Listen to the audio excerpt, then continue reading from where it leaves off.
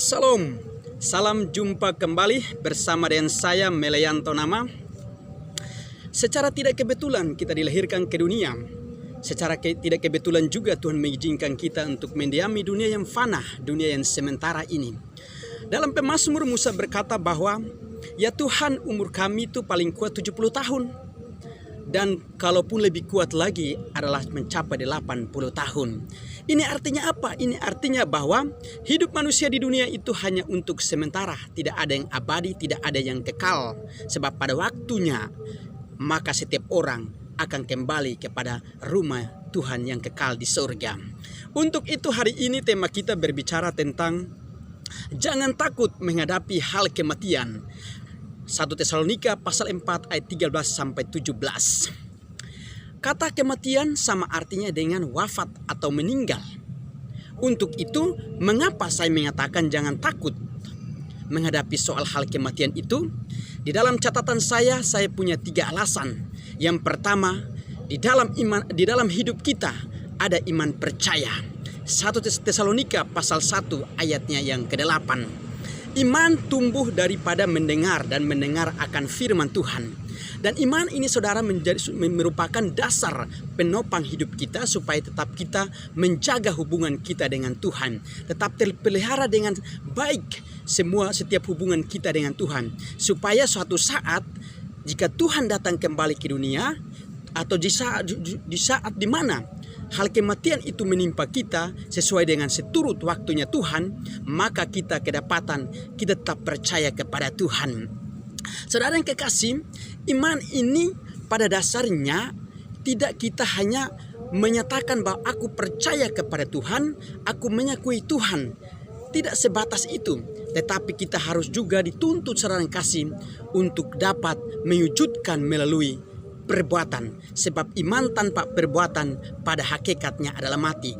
Karena itu iman yang hidup berarti iman yang harus terus bertumbuh. Sama seperti firman Tuhan yang terus bergema atau terus diberitakan dari zaman ke zaman sampai hari ini.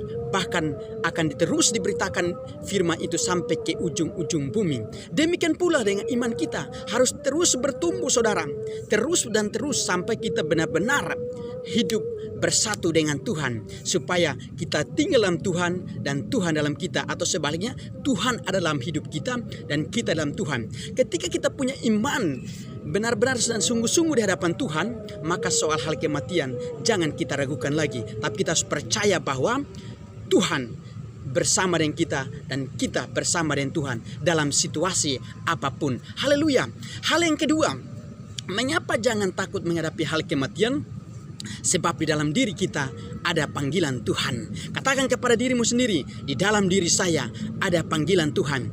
Panggilan Tuhan dalam hidup kita saudara yang kasih adalah untuk ditugaskan, dipercaya untuk mendiami dunia yang fana dan dunia yang sementara itu. Untuk mengelola dan untuk memelihara, menciptakan, menjadikan dunia menjadi semakin indah seturut kehendaknya Tuhan. Dan saudara yang kasih, panggilan kita harus disertai dengan namanya hidup kudus. Bukan untuk melakukan sebuah dosa atau kecemaran hidup. Dan panggilan kita tujuannya adalah tetap hidup bersama-sama dengan Tuhan. Dan panggilan Tuhan untuk waktunya bagi kita sebagai manusia yang percaya kepada Dia entah di saat meninggal, itu mungkin sudah diatur dengan Tuhan begitu rapi. Dan pada waktunya ketika Tuhan memanggil kita, waktu Tuhan itu adalah indah. Dan jika Tuhan memanggil kita atau bertemu dengan kita di saat nafiri terakhir dibunyikan, maka disitulah kita tak percaya bahwa di dalam hidup kita ada panggilan Tuhan. Dan panggilan Tuhan ialah supaya kita selamat, hidup bersama dengan Dia di surga yang kekal untuk selamanya. Haleluya. Hal yang ketiga adalah mengapa jangan takut menghadapi hal kematian? Sebab di dalam hidup kita ada Roh Kudus. 1 Tesalonika pasal 5 ayat 19 berkata, jangan padamkan roh. Mengapa jangan padamkan roh? Artinya hidup kita ini harus terus dipenuhi dengan Tuhan. Izinkan Roh Kudus terus berkarya dalam hidup kita seutuhnya. Sebab roh yang ada dari Tuhan yang hidup dalam hidup kita lebih besar kuasanya daripada roh-roh yang ada di dunia ini. Dan roh yang ada pada hidup kita sering dikatakan dengan istilah pengurapan Tuhan, penyertaian Tuhan. Dan jikalau Tuhan atau pengurapan Roh Kudus itu ada dalam hidup kita, maka segala ketakutan kita masih di bawah levelnya daripada roh itu, dan kita tidak akan mudah untuk ragu.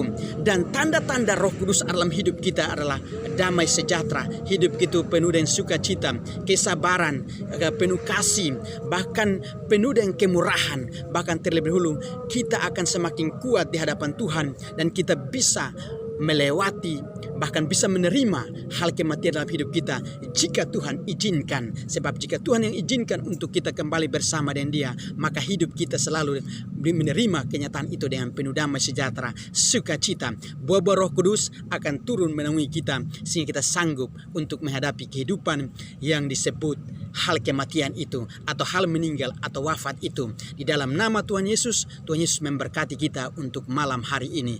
Haleluya. Amin.